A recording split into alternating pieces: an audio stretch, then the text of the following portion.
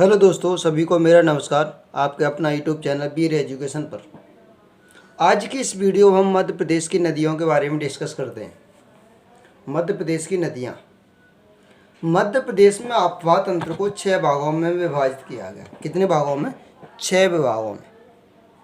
यहाँ से आपका पटवारी 2017 में पूछा गया एक क्वेश्चन था कि मध्य प्रदेश की अफवाह तंत्र को कितने भागों में बांटा गया, तो उसका आंसर क्या था कि 6 भागों में। मध्य प्रदेश में अफवाह तंत्र का विभाजन। मध्य प्रदेश में अफवाह तंत्र का विभाजन तो 6 भाग कौन कौन से? देखो, गंगा यमुना, नर्मदा अफवाह तंत्र, ताप्ती अफवाह तंत्र, गोदावरी अफवाह तंत्र, माही अफवाह तंत्र और महानदी अफवाह तंत्र। इस तरीके से 6 अफवाह तंत्र। गंगा यमुना अफवाह तंत्र, यह तंत्र मध्य प्रदेश का सबसे बड़ा अफवाह तंत्र है, जो कि पीएससी 2018 में पूछा गया क्वेश्चन। मध्य प्रदेश में गंगा यमुना अफवाह तंत्र 3 उप अफवाह क्षेत्र हैं। कितने भाग है? 3, यानी कि यमुना उपतंत्र, टोंस या तमसा उपतंत्र और सोन उपतंत्र। क्या है? सोन उपतंत्र। यमुना उपतंत्र में कौन कौन सी नदियाँ हैं? चंबल, सिंध, बेतवा, धमान, दसान और कैन। टॉस में होगी बीहड़, ओदा, महाना। सोन उपतंत्र में जोहिला, बनास और गोपद और रेन, जिसकी सहायक नदियाँ यानी कि अफवाह तंत्र की 3 प्रकार के अफवाह तंत्र। यमुना उपतंत्र, टॉस या तमसा उपतंत्र और सोन उपतंत्र। गंगा यमुना के 3 उप अफवाह तंत्र। आगे देखो, आप नर्मदा अफवाह तंत्र के बारे में डिस्कस करते हैं। उसकी थोड़ी डिटेल से भी डिस्कस करेंगे, थोड़ा अच्छा से भी पढ़ेंगे।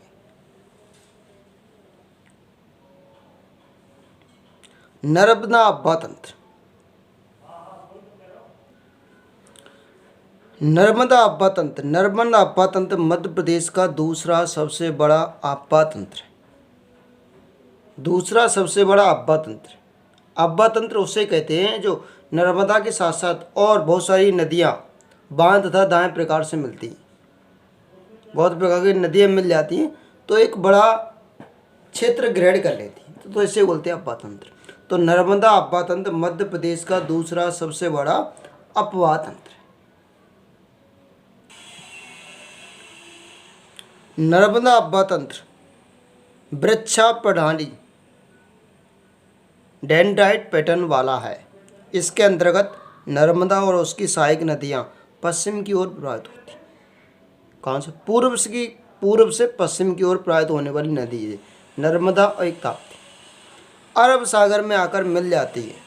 नर्मदा अफवाह तंत्र का क्षेत्र मध्य प्रदेश में 89.9% क्षेत्र मध्य प्रदेश में शामिल है।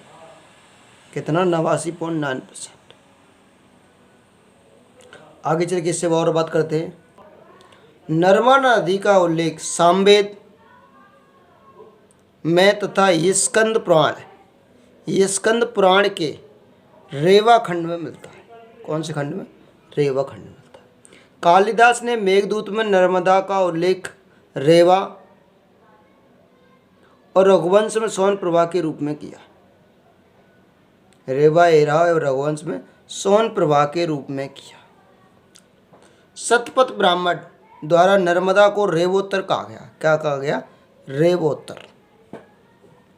नर्मदा घाटी के अंतर्गत जबलपुर की लमेटा की पहाड़ियाँ, रायासोरस के कंकाल के अवशेष जीवाश्म प्राप्त हुए, जिसकी खोज 1982 और 84 में श्री सुरेश श्रीवास्तव ने की। रायासोरस क्या था? रायासोरस कोई राजा नहीं था, यह एक डायनासोर की एक प्रजाति है। किसकी डायनासोर? ये क्या है? प्रजाति। होशंगाबाद के आदमगढ़ सैलसराय में मानव पशुपालक के साक्ष्य मिले। अब देखो, उद्गम। नर्मदा नदी का उद्गम जन्म यानी कि मेकाल सुता के पर्वत श्रेणी के अनूपपुर जिले के पुष्पराजगढ़ तहसील के अंतर्गत अमरकंटक की पहाड़ी में माई की बगिया नामक स्थान पर सरस्वती सरोवर में से हुआ था। कभी कभी बुक वगैरह में उन्होंने लिखा है कि मैकाल पर्वत श्रेणी से निकलती है। कभी कभी एग्जाम में पूछ लिया जाते कि अनूपपुर जिले, नर्मदा नदी किस जिले से निकलती है? अनूपपुर जिले। कभी कभार किसी तहसील का नाम दे दिया, पुष्पराज तहसीलगढ़ से निकलती। तो इस तरीके से क्वेश्चन बन सकते हैं। अमरकंटक की पहाड़ियों से, माई की बगिया, सरस्वती सबर, इस तरीके से क्वेश्चन भी आ सकता है कि नर्मदा नदी कहाँ से निकलती है। माना कि जैसे मैकाल पर्वत न दिया जाए, उसके बदले में ये दे दिया, तो उसको ध्यान रखना है। तो मैकाल पर्वत, अनूपपुर, पुष्पराजगढ़ तहसील, अमरकंटक,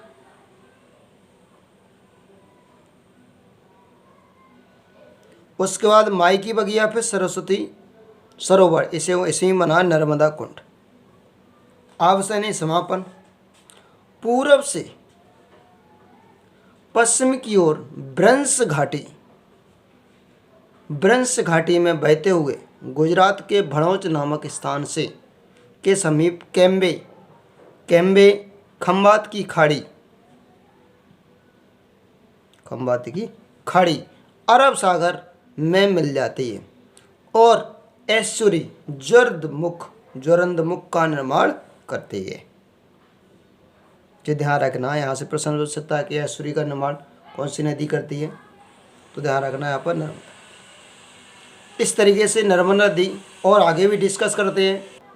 अब्बा क्षेत्र 93,180 किलोमीटर है, लेकिन कुल है अब्बा क्षेत्र, लेकिन यह 3 राज्यों में प्रवाहित होती है। कितने राज्यों में? 3 राज्यों में, जिसकी टोटल लंबाई 13-12 किलोमीटर है। कितनी? 13-12 किलोमीटर है। इसके अलावा देखो 74 किलोमीटर ओनली महाराष्ट्र में, गुजरात में कितनी? 16 किलोमीटर, और 1077 जी मध्य प्रदेश में लंबाई। अगर तीनों को, इसको और इसको जोड़ा जाए तो 13-12 ही होगा। इस तरीके से आगे देखो, नर्मदा मध्य प्रदेश की सबसे बड़ी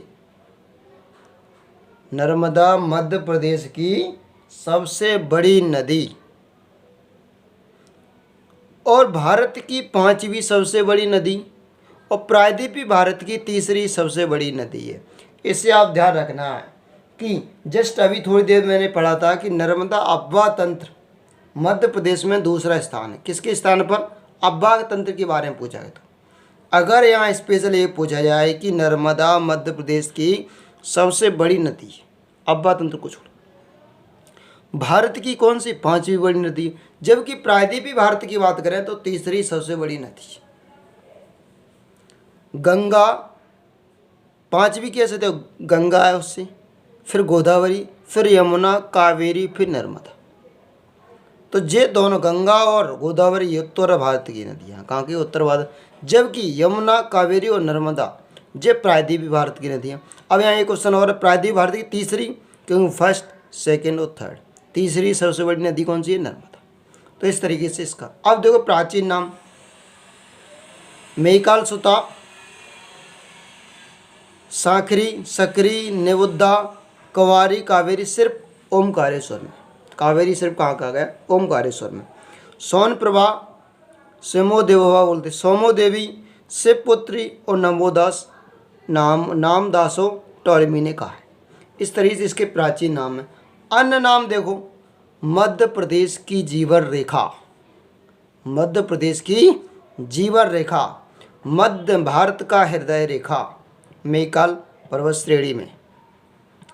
आनंदमयी नदी, मध्य प्रदेश का राज की नदी और प्रदेश की जीवित नदी। इस तरीके से क्या अन्य बहुत सारे नाम हैं। दर्जा 3 मई 2017 को से मध्य प्रदेश की जीवित नदी का उसे दर्जा प्राप्त हुआ है। नर्मदा नदी सदाबहानी नदी है, जिसमें वर्ष भर पानी भरा रहता है, क्योंकि नर्मदा नदी में रेत मिट्टी पाई जाती है। कैसी मिट्टी? रेत मिट्टी। नर्मदा नदी में रेत मिट्टी पाई जाती है। इससे स्पष्ट होता है कि ये मिट्टी पानी को कम सोखने का काम करती है, इसीलिए हमेशा क्या सही? सदाबहानी नदी। अरब सागर में गिरने वाली प्रायद्वीपीय भारत की सबसे लंबी नदी नर्मदा है। अरब सागर में गिरने वाली प्रायद्वीपी भारत की सबसे बड़ी नदी है।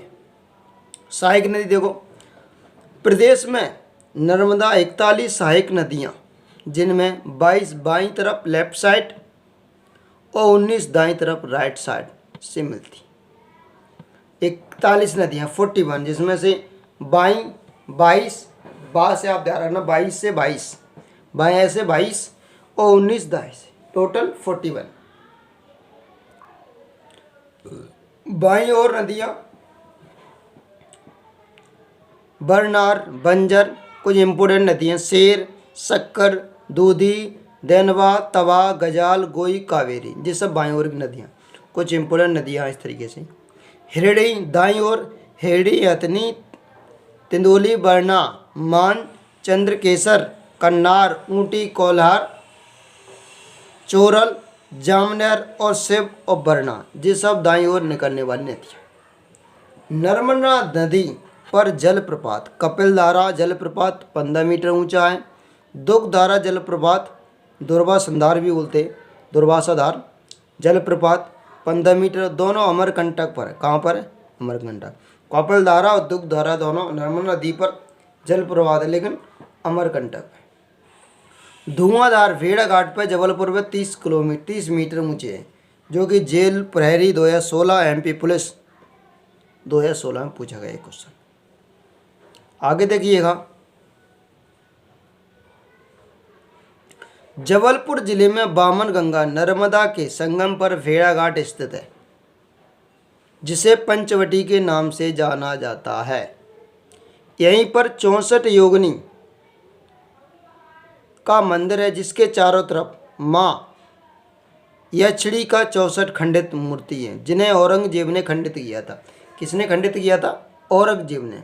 मतलब खंडित का मतलब हुआ किसी का नाक नहीं है, तो किसी का एक हाथ नहीं है, किसी का पैर नहीं है, इस तरीके से मूर्ति वहाँ पर खंडित है। मानधारा जलप्रपात खंडवा में 12 मीटर ऊंचा। सहस्त्रधारा जलप्रपात धरोहर जलप्रपात महेश्वर और खरगोन में 18 मीटर ऊंचाई, 12 मीटर इसके, 18 इसके, है नर्मदा नदी पर। महेश्वर में नर्मदा नदी में मध्यकालीन शालिवाहन राजा, मध्यकालीन के शालिवाहन राजा द्वारा निर्मित मंदिर स्थित है, जिस पर लोग स्वर्ण मंदिर के नाम से भी जानते हैं। यहाँ से भी क्वेश्चन आया था कि स्वर्ण मंदिर किस नदी पर स्थित है, तो इसे ध्यान रखना। या फिर मध्य प्रदेश में किस जगह पर स्थित है, ऐसा उसा अनूपपुर, और कौन से ज़िले में स्थित है वो कहना, किस नदी पर है, तो इसे ध्यान रखना। महेश्वर में स्वर्ण नदी पर, वो स्वर्ण मंदिर नर्मदा नदी पर। इस तरीके से यहाँ से क्वेश्चन भी पूछा जा सकता है। कुछ कुंड है, अर्जुन कुंड, भीम कुंड, सूरज कुंड, भूत कुंड, ये सब नरसिंहपुर में है। नावी कुंड सिद्धदेव नामर देवास में है ये, और धाराजी उदयनगर देवास में, उदयनगर देवास में।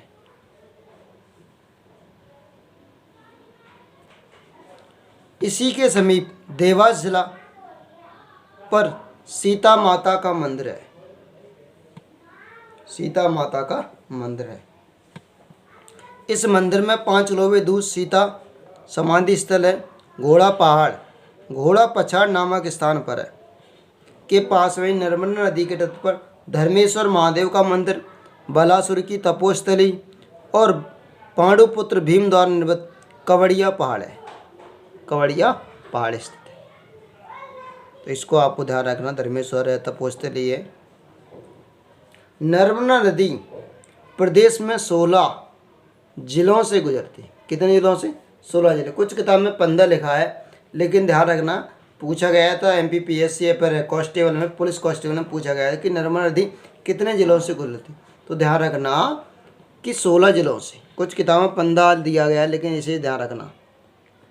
अनूपपुर, डिंडोरी, मंडला, सिवनी, जबलपुर, नरसिंहपुर और रायसेन, होशंगाबाद, सीहोर, हरदा, खंडवा, खरगोन, धार, देवास, बड़वानी, अलीराजपुर। सिवनी नहीं दिया गया है, वैसे क्या नहीं दिया गया? सिवनी, बाकी सब दिए गए। तो अनूपपुर, डिंडोरी, मंडला, सिवनी, जबलपुर, नरसिंहपुर, रायसेन, होशंगाबाद, सीहोर, हरदा, खंडवा, खरगोन, धार, देवास, बड़वानी और अलीराजपुर। छिंदवाड़ा से निकलने वाली सक्कर नदी नर्मदा नदी बाईं ओर से सहायक है।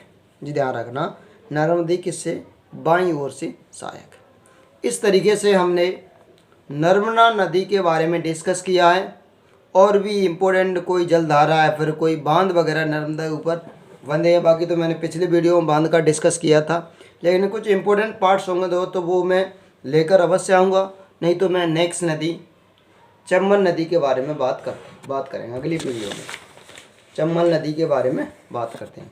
तब तक के लिए मेरा जय हिंद, जय भारत, सभी को मेरा नमस्कार।